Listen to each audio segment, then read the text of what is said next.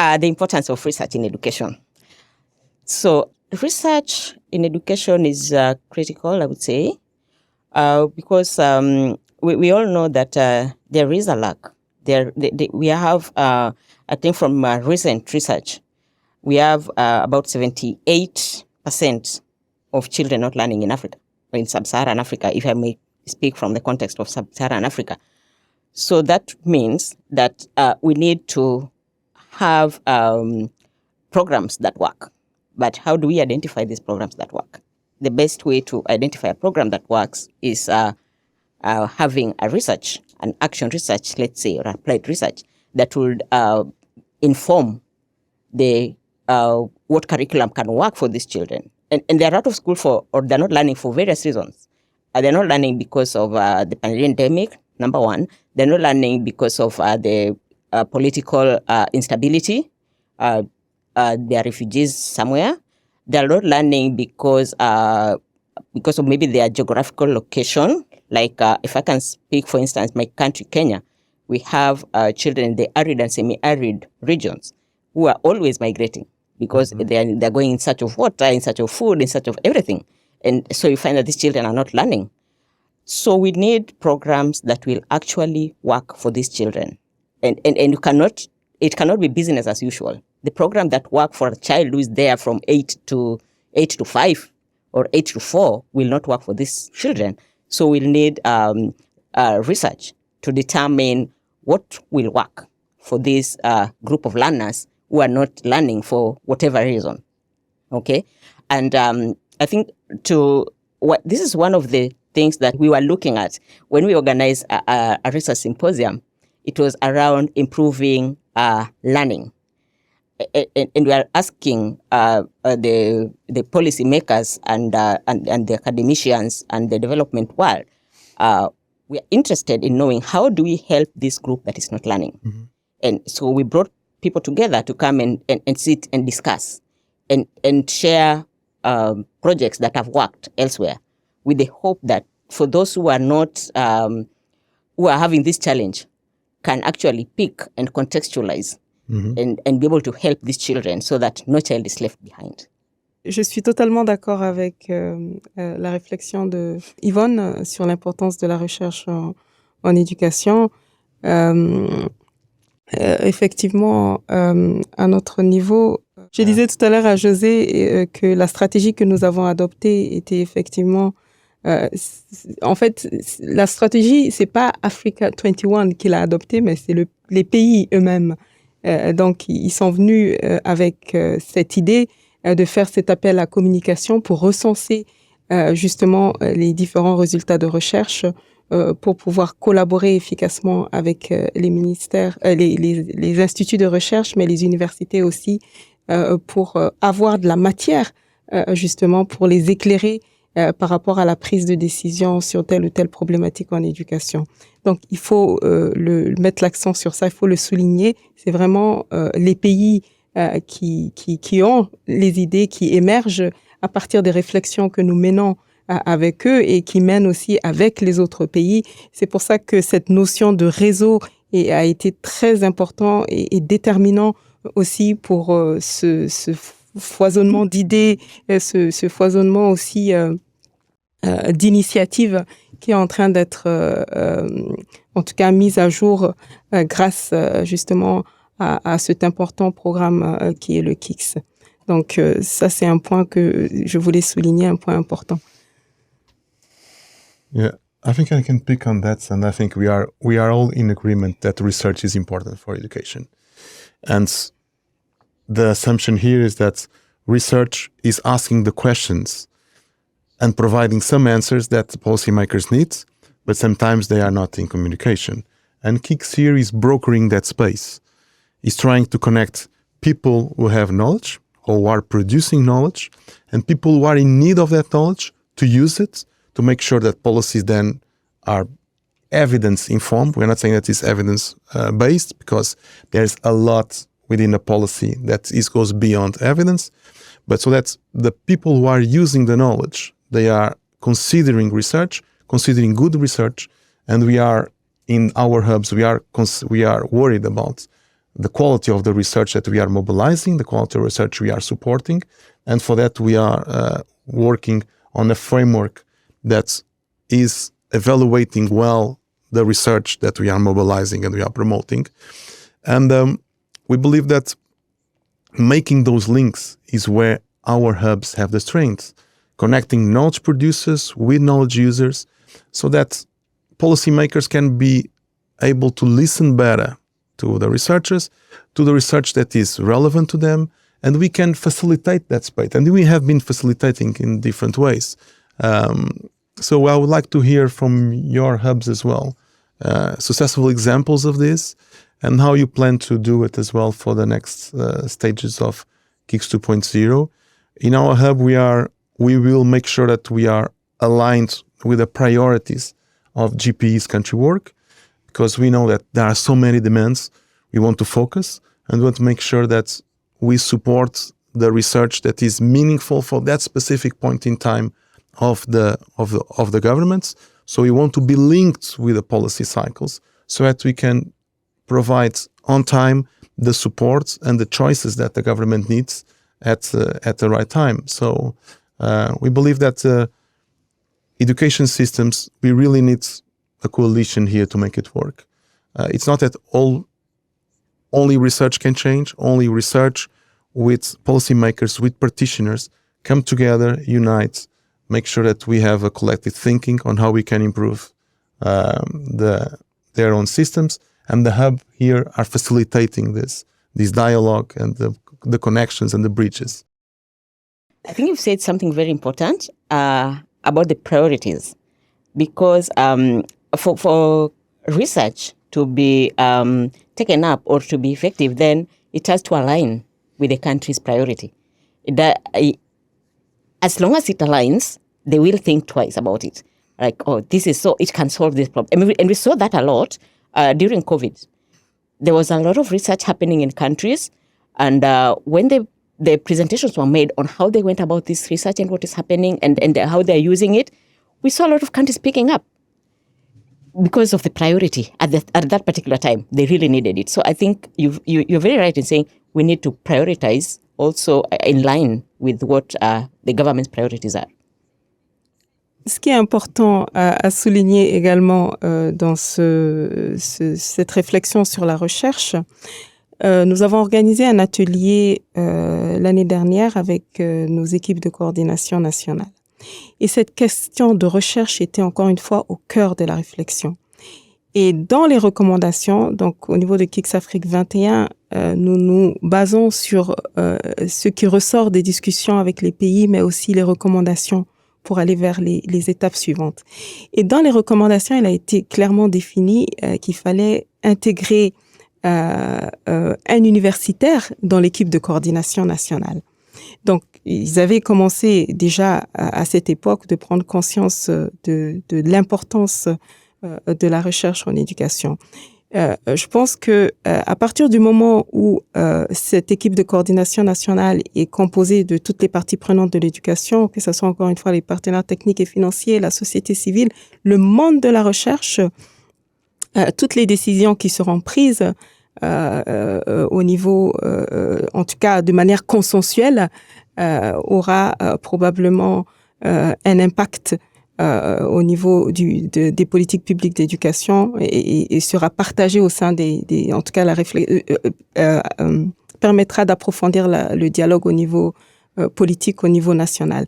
Et ça, c'est important d'avoir un consensus autour de ces questions de recherche, parce que il faut le dire, je pense qu'Yvonne l'a souligné, le monde de la recherche travaille bien entendu pour alimenter la science, pour développer la science, mais il n'y a pas d'interaction avec les ministères de l'éducation, alors que leur objectif aussi, c'est de participer en tout cas au développement social et économique des pays. Et ça, ils ont un rôle fondamental à jouer là-dedans.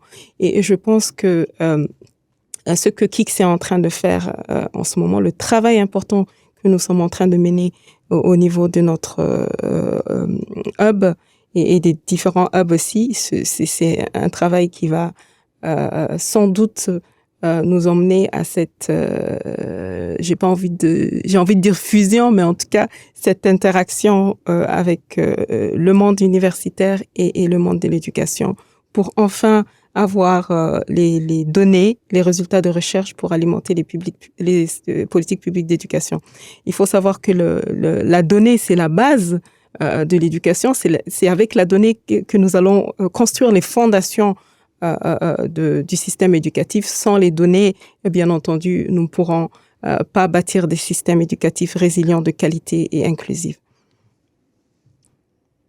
I just want to say that I think it's, of course, research is important for education, is important for development, for social peace. Martin Luther King would say that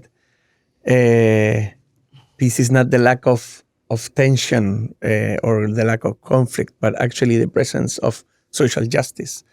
And for social justice to occur in our continent, we need better education, definitely. And to have better education, we need better research. And why is that we need that research? Is because our problems are different. The processes by which these problems occur are different in each locality, in each context, and therefore the solutions as well can be in some cases common, but in other cases definitely have to be contextualized. And of course, we have very distinct but very painful problems in our region. We have, in the case of Latin America, after Syria, the most disastrous migration process, which is the Venezuelan process right now, which creates a whole population of children who are migrating and therefore are not really fulfilling the right to education, receiving the right to education.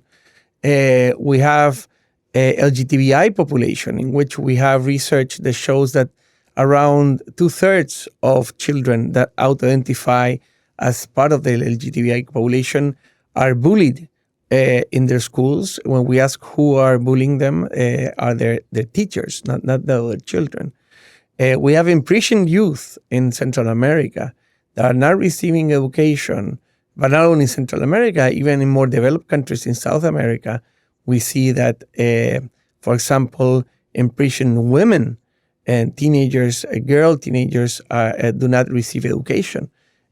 So although they are under the protection of the state itself, they are not receiving, they're not guaranteed the right to education. So I could follow with ethnic minorities, disabled people, etc. There are different invisible populations. Invisible not because they don't exist, but because our systems are not recognizing them. And we believe in the importance of recognizing, valuing, and constructing upon diversity. But to do that, we need research.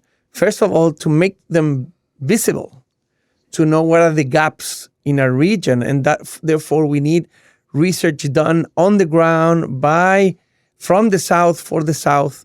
And that's why NORAC says in its campaign, the South also knows. It's not necessarily sometimes even it could not, maybe it doesn't know, but the point is it should know, because and probably the countries are the better placed to know what should be what is the gap and what should be done about the gap. So in that sense, of course, research is fundamental for that, and therefore to link that knowledge and those solutions into policy making. Now, there are two ways in which that research, and we have done as well that research, the research and knowledge can have an effect on the political process and the policy process. Of course, one is directly working with the Ministry of Education, and we have talked in this program and the previous ones about the importance of the Evidence Policy Link in a more linear way, if you want. But there are other ways in which, in a democratic setting, we can think of in which research can provide power to empowered populations, let's say teachers, that need more research on the importance on non-teaching lecturing time. if there are teachers with non-lecturing time, it is very difficult for a teacher to plan their lectures, to do formative feedback, etc. In order to negotiate those times and those resources with the Ministry of Finance and Ministry of Education, well, teacher unions sometimes need much more research in showing the importance of, for example, that time. It's not that the teachers are looking for more free time. No, it's that without that time, actually quality gets compromised. So also knowledge is not only directed towards, let's say, policymakers themselves in a more linear manner, but also in providing information, and therefore knowledge is power, therefore, in a good sense, in a democratic sense, to provide better negotiation tools and have a better negotiation for the welfare of countries, as different actors also empower themselves in the political discussion that is in the Congress or that is in the streets, whatever, through social movements. So I think we also have to visualize that.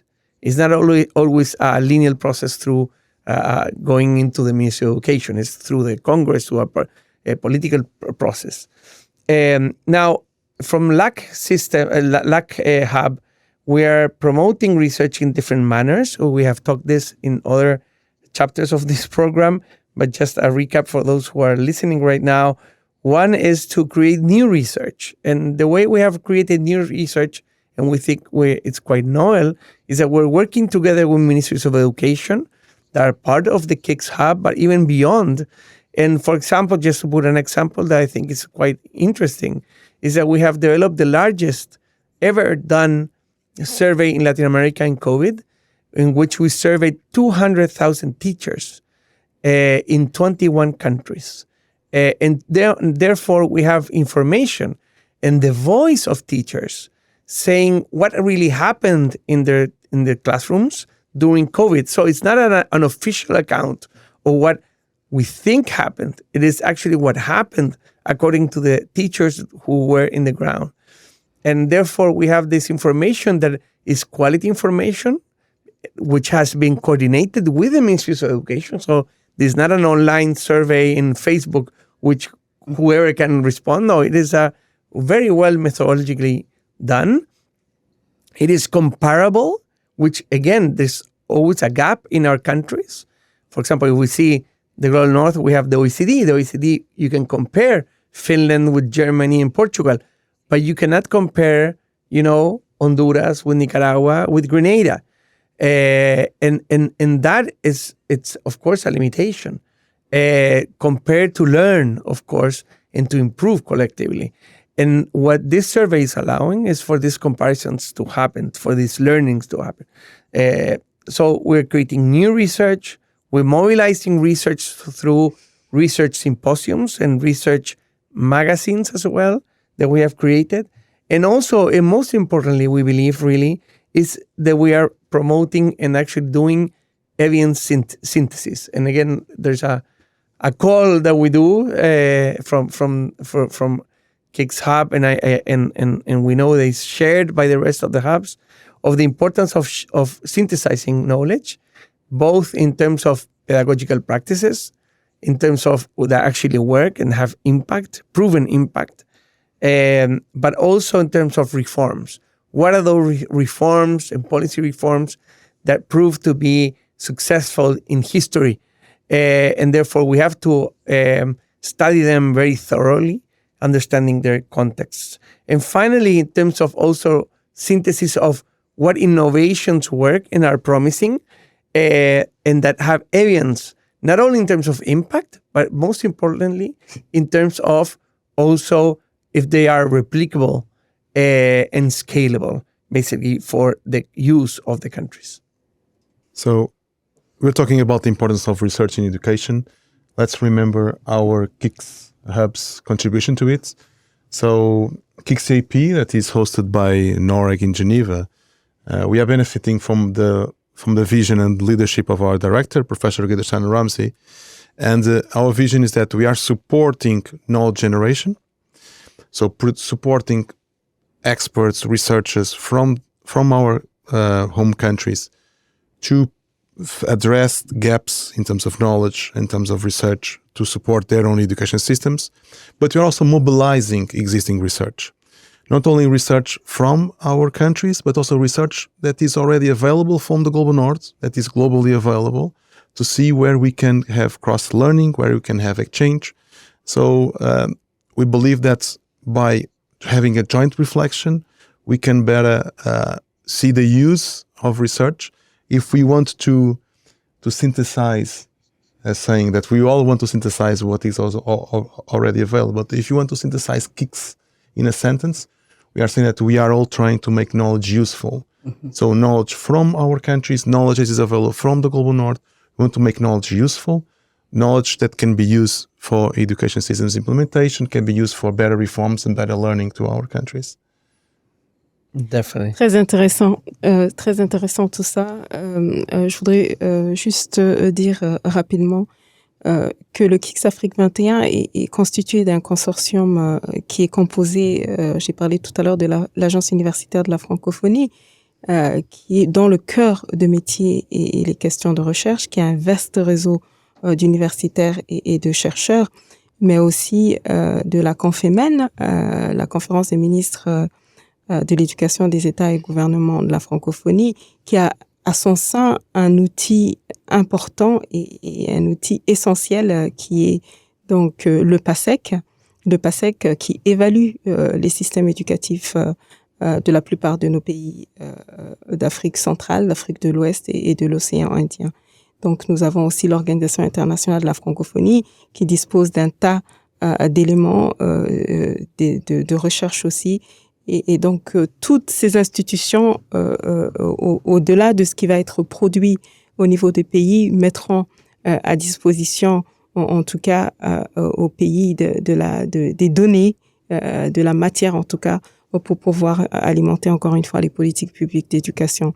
Donc ça, c'est aussi une force que le KIX, une opportunité, en tout cas, immense que le KIX offre à nos différents pays partenaires, au-delà de ce qui sera produit également au niveau des pays.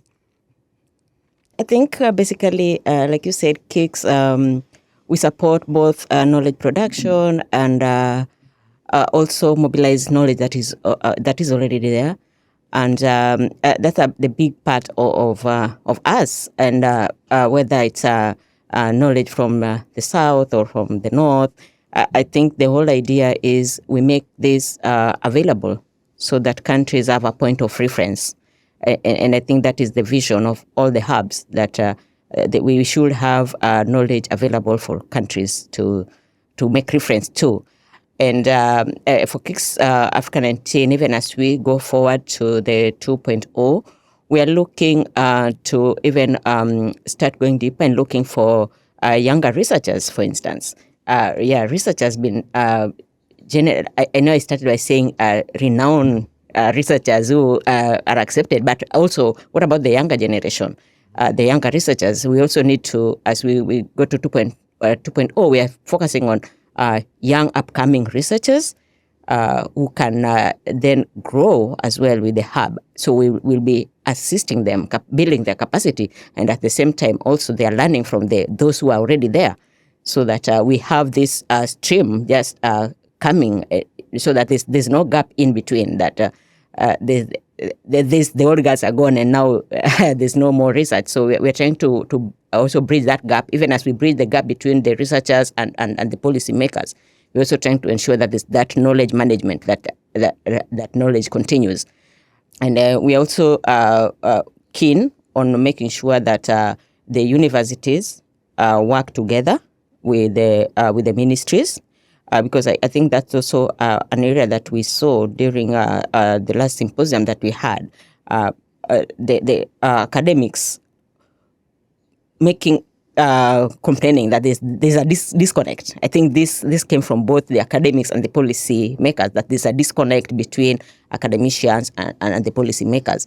And it is very important as KIX that we bridge that gap, because there's a lot of research coming from academics, but then very good research, but they're not used. So we're looking at how can we bridge this gap so that then research can inform education as we continue. From the KIX LAC hub, basically, I want to just maybe highlight that we applaud really and congratulate this very bold initiative in IDRC, in GPE, taking the risk, let's say, as our institutions, SUMA, OECS, and the rest of the institutions that host the KIX hub initiatives, because I think it is bold indeed to try to connect different actors that usually are not basically working together, which are researchers, which are practitioners on the ground, which are policymakers in government, among other actors, and to try to make them work in terms of evidence production, evidence mobilization, with a view of having an impact. So I think it's a bold initiative, ambitious, but on the other hand, realistic in the way that we have been working in the last years, and we envisage that the second phase will be very important to start harvesting results. And maybe I think that the main challenge probably, I don't know if you all agree, but for us is that we always say, if we don't change a life, if we don't change children's education in reality, all of this really is meaningless. So of course we have to be very enthusiastic about everything that we're doing, but on the other hand, we have to remember that as long as we don't change children's education, we haven't done yet anything. That's a sentence you had in the end of your presentation. That was quite good. So there is a phrase from Gabriela Mistral, which is a Nobel Prize of Literature in Chile, which says basically, today is when we have to make this change, because tomorrow it will be too late. So we have to actually be able to do. We have the chance, and I think we're all aware. This is a great chance to work from South-South, but also together with the North partners into improving education. And again, education cannot wait. Pour compléter justement ce que tu es en train de dire, c'est formidable. Nous sommes finalement dans un écosystème et avec plusieurs acteurs, avec plusieurs idées qui foisonnent et qui est basée sur l'intelligence collective. Et je pense que c'est seulement comme ça que nous allons contribuer efficacement à nourrir la réflexion au sein de nos politiques, en tout cas des dialogues politiques, mais aussi à nourrir la réflexion pour alimenter efficacement les politiques publiques d'éducation. Totally. Et ça, c'est le KIX 2.0, mais c'est aussi l'avenir. We support that. That's all for this discussion. I'm Yvonne Risper Mboya, looking forward to talking with you all again, and thanks to IDRC for organizing.